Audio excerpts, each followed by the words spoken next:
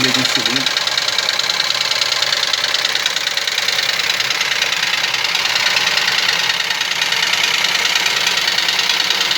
Fala pessoal do YouTube, graça e paz a todos. Estou com uma super dica aqui hoje de um Ford Ka 3 cilindros.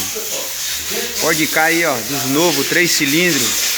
Esse carro apresenta uma avaria de luz de óleo acesa no painel e barulho no motor. Ó, a dica é, ó, a correia dentada começa a soltar os vestígios do material da correia dentada com uma certa quilometragem e vai parar tudo no pescador de óleo, ó.